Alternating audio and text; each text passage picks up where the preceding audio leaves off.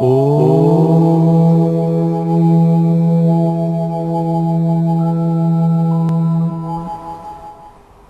शांति। इस समय के परिवर्तन की प्रक्रिया में परिवर्तन के भी कुछ आधार है। जब तक परिवर्तन के आधार को हम नहीं समझते हैं तब तक सही अर्थ में परिवर्तन नहीं ला सकते हैं। 4 स्तर पर परिवर्तन जरूरी है: व्यवहारिक, बौद्धिक, भावनात्मक और मानसिक स्थिति में परिवर्तन। परंतु इन चारों में परिवर्तन का आधार है कि कोई भी परिवर्तन के लिए 3 बातें आवश्यक है। सबसे पहली बात है ज्ञान की, कि क्यों परिवर्तन करना चाहिए।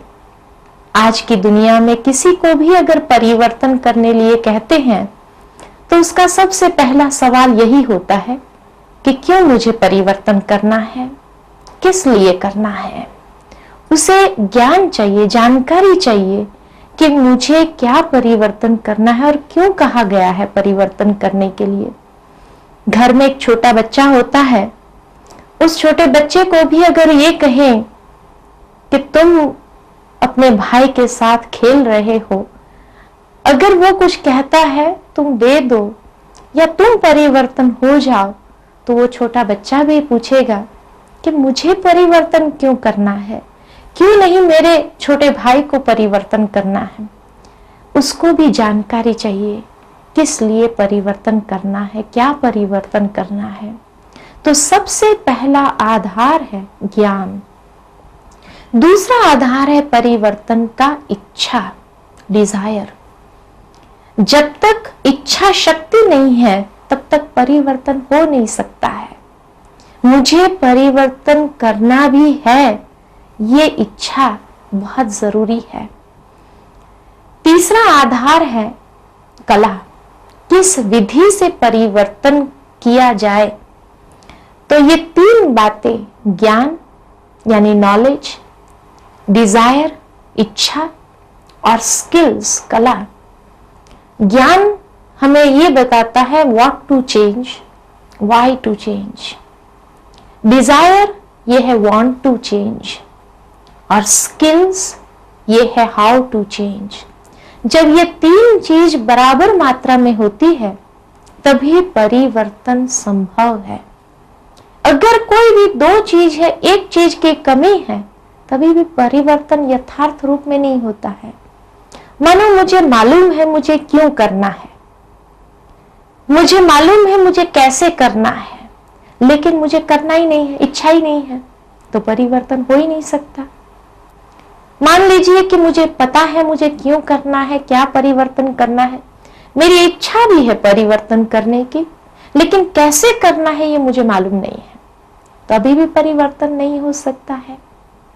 मानो मुझे मालूम है कि कैसे करना है, मेरी इच्छा भी है करना है, लेकिन मेरे पास ज्ञान नहीं है कि क्यों करना चाहिए, कैसे क्या करना चाहिए, तभी भी परिवर्तन संभव नहीं।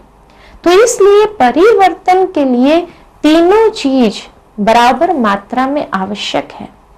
और इसीलिए कहा गया है कि इन द नियर फ्यूचर वही व्यक्ति सफलता को प्राप्त कर सकता है जिसके पास एक ऐसी वैल्यू सिस्टम है जिसके माध्यम से परिवर्तन की प्रक्रिया को ये तेज गति दे सकता है और समय के साथ तब चल पाता है। अगर परिवर्तन नहीं कर सका या उसको ये बातें मालूम नहीं है कि क्यों करना चाहिए, कैसे करना चाहिए, ये चीज भी मालूम नहीं है, और अगर उसको फोर्स किया जाता है परिवर्तन के लिए, तो देखा जाता है कि एक रेजिस्टेंस आता है। करने के लिए व्यक्ति अंदर में संकोच करता है, और संकोच के भी कई कारण है, रेजिस्टेंस के भी कई कारण है। पहला कारण तो उसका यही है कि सबसे पहले one feels comfortable as he is, जैसे है उसी में ही वो ज्यादा कंफर्टेबल महसूस करता है, और इसीलिए जब परिवर्तन के लिए कहा जाता है तो उसको लगता है क्यों परिवर्तन, क्या नई मुसीबत परिवर्तन की आ गई है, क्यों परिवर्तन करें, हम तो ठीक है ना, दूसरे को कहे ना। तो इसीलिए पहला वो रेजिस्टेंस का कारण है he feels comfortable as he is। दूसरा कारण है कि he wants others to change first। हमेशा हम दूसरों से अपेक्षा करते हैं, ये परिवर्तन हो जाए तो बहुत अच्छा है, ऐसा परिवर्तन करे तो ये अच्छा है।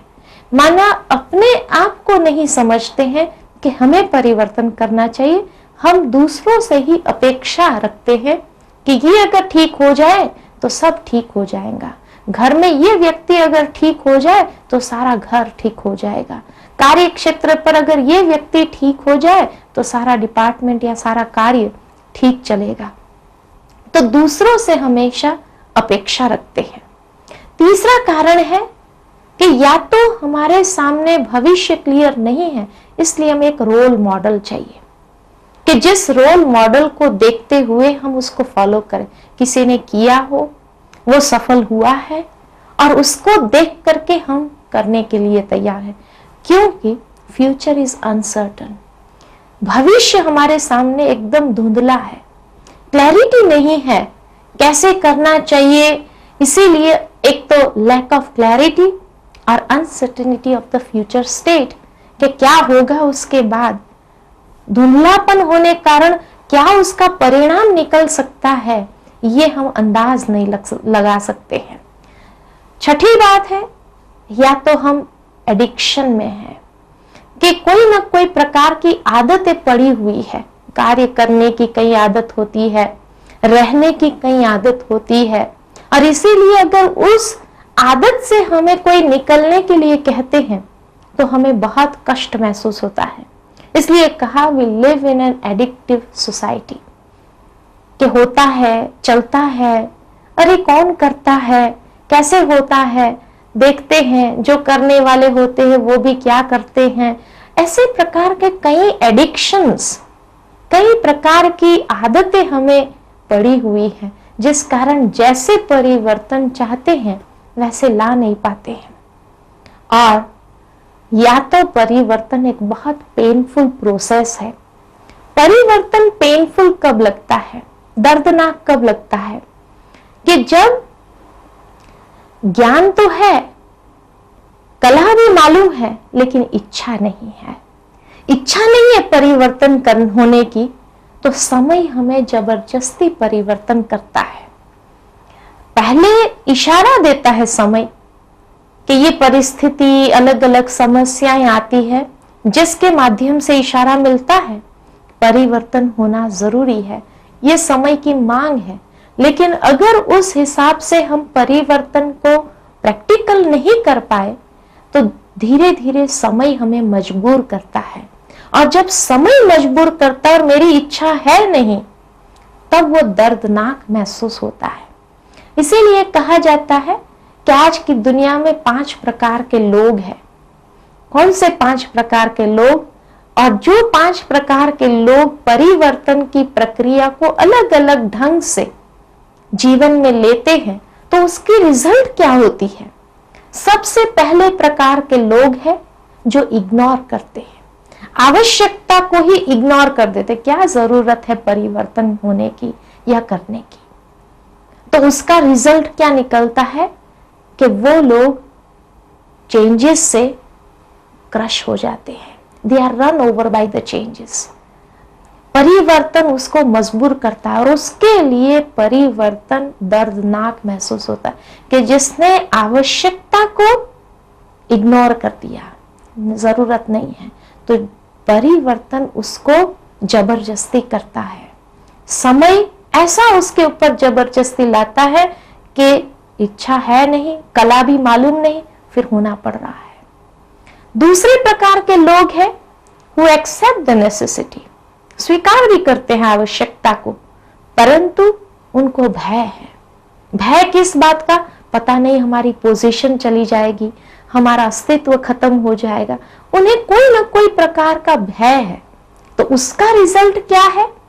They live uselessly in the past। वो पीछे पास्ट में ही अधिकतर जीने लगते हैं और दूसरे कोई उसकी जगह पर आ जाते हैं और तब वो ग्रम्बल करना शुरू करते हैं, क्या करें, आजकल के लोग अपने आप को ज्यादा होशियार समझते हैं, ऐसा हो, लेकिन आपको जब कहा गया तो आपको अंदर में एक भय था और इसीलिए आप सही ढंग से कर नहीं पाए, तो दूसरा तो ले लेंगे ना स्थान। तीसरे प्रकार के लोग हैं who accept the necessity and pretend to change। वो दिखावा करते हैं परिवर्तन करने का, और जो दिखावा करते हैं उसका रिजल्ट क्या होता है? They deceive themselves and create problems for others। वो दूसरों के लिए भी प्रॉब्लम खड़े करते हैं और अपने आप को भी धोखे में डाल रहे हैं। इसीलिए वो अपने आप से संतुष्ट नहीं है और फिर वो कंप्लेन करते हैं, क्या करे, ऐसा है वैसा है, कई प्रकार की कंप्लेंट्स उसके आरंभ होती, लेकिन ये नहीं समझते हैं कि वो उन्होंने आवश्यकता को सही ढंग से समझ करके परिवर्तन की प्रक्रिया को अपनाया नहीं है। चौथे प्रकार के लोग हैं who accept but don't know how to change। उन्होंने स्वीकार तो किया कि हाँ परिवर्तन की आवश्यकता है, परंतु उन्हें मालूम नहीं है कैसे करना चाहिए। तो उसका रिजल्ट क्या होता है? They commit many mistakes in the name of change। परिवर्तन के नाम पर इतनी गलतियां करते हैं जिस कारण दूसरों के लिए भी परेशानी खड़ी कर देती है। और पांचवें प्रकार के लोग हैं जो परिवर्तन को सही ढंग से लेते हैं, और वो है कि वो स्वीकार भी करते हैं, एक्सेप्ट भी करते हैं, analyse them well and carries out a step by step plan. वो प्लानिंग करते हैं और प्लानिंग करके यथार्थ रूप से परिवर्तन की प्रक्रिया को कैरी फॉरवर्ड करते हैं, आगे बढ़ाते हैं, और उसका रिजल्ट क्या है?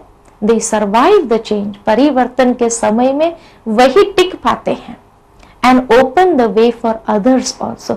दूसरों के लिए भी रास्ता खोल देते हैं, अर्थात लीडरशिप को ले लेते हैं, और वही सच्चे लीडर यानी दूसरे भी उनको देखते हुए परिवर्तन की प्रक्रिया को अपने में ले आना शुरू कर देते हैं। इसीलिए जब भी परिवर्तन की बातें आती है तो सबसे पहली बात तो ये होना चाहिए कि क्लैरिफाई या make sure people are well informed, कि सबसे पहले मनुष्य को इंफॉर्मेशन सही ढंग से देनी चाहिए, क्यों करना है, ज्ञान उसको सही रूप से मिलना चाहिए। दूसरा लेसन यही है कि उससे क्या प्राप्ति होनी है, क्योंकि अक्सर करके जब भी परिवर्तन की बात करते हैं तो लोग ये समझ लेते हैं पता नहीं मुझे क्या छोड़ना होगा, क्या खोना होगा, तो खोने की बात जल्दी सोच करके वो घबरा जाते हैं और इसीलिए भय उसके अंदर पैदा हो जाता है। तो ये जरूर हो कि पहले तो उसको ज्ञान देना है क्या परिवर्तन करना है, दूसरा उस परिवर्तन में उसको प्राप्ति क्या होनी है, ये बात उसके बुद्धि में स्पष्ट करनी है। तीसरी बात, make sure people realise that the old ways are not going to work any longer.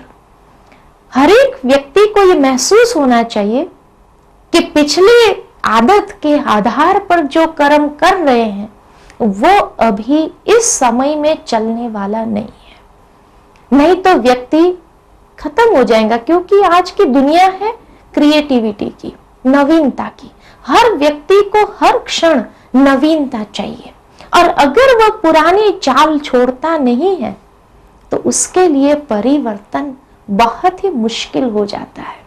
तो ये मनुष्य को जरूर रियलाइज कराने की आवश्यकता है। चौथी बात, help people to readjust their way of thinking, अर्थात कि व्यक्ति अपने विचारधारा से वो परिवर्तन आरंभ करे, तब सही रूप से वो परिवर्तन ले आ सकेंगे और दूसरों को भी उसकी प्रेरणा दे सकेंगे। जब तक विचारों में परिवर्तन नहीं लाए, सिर्फ कर्म में परिवर्तन लाने की कोशिश करते हैं तो वो परिवर्तन लंबा समय चलता नहीं है। पांचवी बात कि जो भी परिवर्तन की प्रक्रिया में चल रहे हैं उसकी भावनाओं को हम अच्छी तरह समझें कि उसकी भावनाएं क्या है। अगर वो रेजिस्ट भी कर रहे हैं तो हो सकता है उसके पास कोई अच्छे कारण हो। तो be sensitive to the feelings of people, respect those who resist, क्योंकि हो सकता है they have probably good reasons for it. छठी बात, permit people to set their own goals, कि व्यक्ति अपने गोल्स को अपने हिसाब से सेटिंग करे, क्योंकि हर एक की क्षमता अपनी अपनी है।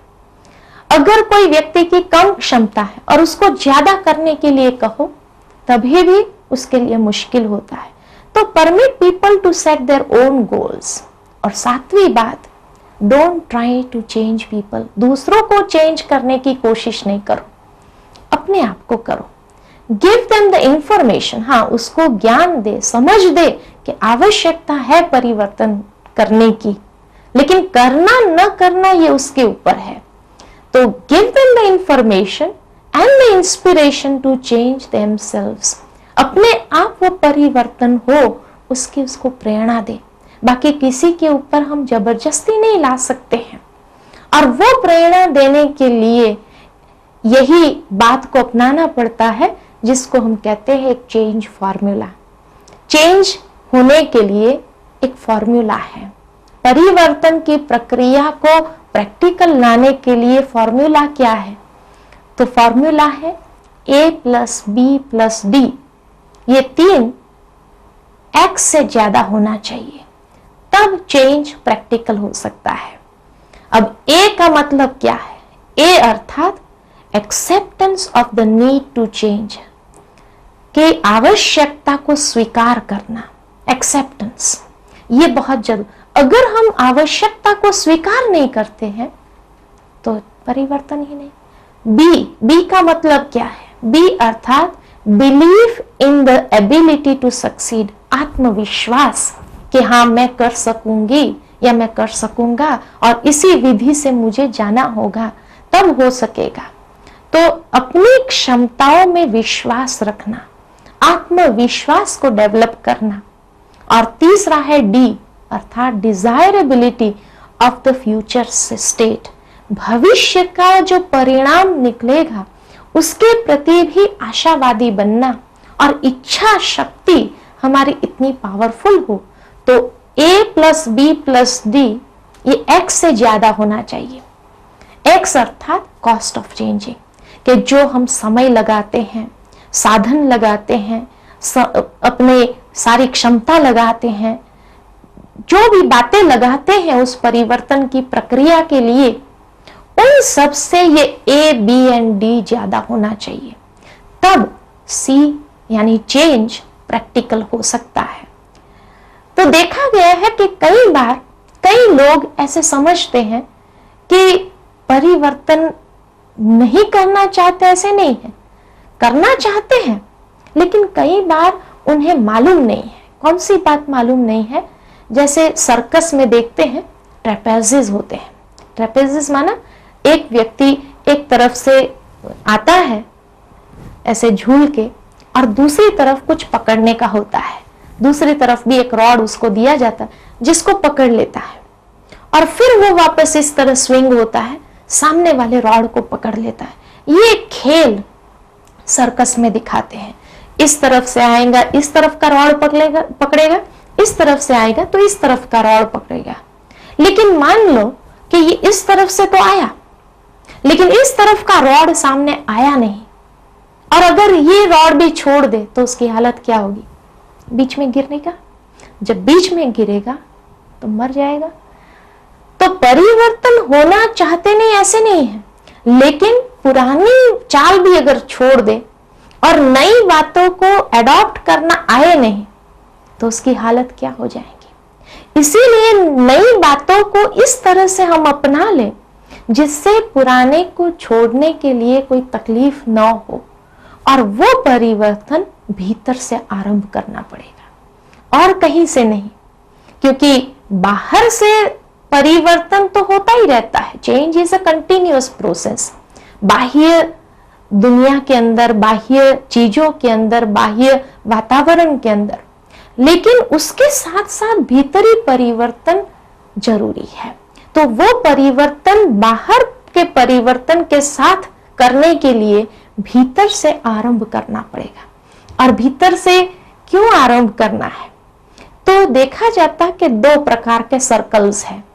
एक सर्कल है जिसको कहते हैं सर्कल ऑफ कंसर्न और दूसरा सर्कल है जिसको कहते हैं circle of influence. Circle of concern जो है ये बाह्य सर्कल है कि जैसे जो चीजें मेरे कंट्रोल में नहीं है, जो चीजें मेरी क्षमता के बाहर है, जैसे गवर्नमेंट पॉलिसीज है, कंपटीशन है, इस प्रकार की जो बातें हैं जो मेरे कंट्रोल से बाहर है, लेकिन जो बार बार मुझे कंसर्न करती रहती है, मेरे ध्यान को खींचती रहती है, तो ये है एक बाह्य सर्कल जो मेरे कंट्रोल में है। दूसरा सर्कल है सर्कल ऑफ इन्फ्लुएंस जो मेरे कंट्रोल में है। और वो कौन सी चीज मेरे कंट्रोल में है? मेरी विचारधारा, मेरी भावनाएं, मेरी मनोवृत्ति, मेरी मानसिक स्थिति, मेरी वैल्यू सिस्टम, मेरी दृष्टि, ये सब मेरे कंट्रोल के अंदर है। लेकिन जब हम इतने कंसर्न हो जाते हैं बाह्य सर्कल के आधार पर, तो वो हमारे ऊपर हावी होने लगता है और उस समय हमारे नेगेटिव रिएक्शन शुरू होते हैं, यानी नेगेटिव एनर्जी वेव्स प्रोड्यूस होते हैं। जब नेगेटिव एनर्जी वेव्स प्रोड्यूस होते हैं तो उस वक्त जो एफिशिएंसी है या इफेक्टिवनेस है हमारी, वो कम हो जाती है, कार्य क्षमता कम हो जाती है और परिवर्तन जैसा चाहते वैसे ला नहीं सकते हैं। तो इसीलिए अब भीतर के सर्कल को बढ़ाना है। भीतर के सर्कल को बढ़ाएंगे क्योंकि मेरी वैल्यूज, मेरे विचारधारा, मेरी मनोवृत्ति, मेरे एटीट्यूड्स, ये सब के ऊपर तो मेरा कंट्रोल है। इसको हम एक्सपांड करेंगे तो बाहर की चीजों को हम चेंज, गवर्नमेंट पॉलिसीज को हम चेंज नहीं कर सकते हैं या कंपटीशन को हम रोक नहीं सकते हैं, ये तो आएगा ही। लेकिन जब ये गैप कम हो जाएगा तो उस समय हमारे पॉजिटिव एनर्जी वेव्स, माना आत्मविश्वास के माध्यम से जब चलाते हैं तो पॉजिटिव एनर्जी वेव्स प्रोड्यूस होते हैं। और वो पॉजिटिव एनर्जी वेव्स जब प्रोड्यूस होते हैं तो इफेक्टिवनेस बढ़ जाती है और चेंज जैसे चाहते हैं वैसे हम ले आ सकते हैं। तो ये है परिवर्तन की प्रक्रिया जो हमें भीतर से आरंभ करनी है। बाहर किसी को चेंज नहीं करना है, न किसी को कर सकते हैं। आज कोई भी इंसान किसी को भी चेंज नहीं कर सकता, लेकिन हमारे भीतर की शक्ति तो हमारे हाथ में है, उसके ऊपर तो मेरा अधिकार है, उसको तो हम चेंज कर सकते हैं ना। यही सेल्फ मैनेजमेंट हमें सिखाता है कि किस प्रकार हम अपने भीतर की शक्तियों को बाहर ले आए और उससे परिवर्तन की प्रक्रिया को साकार करें और सक्सेसफुल हो जाएं। ओम शांति। ओम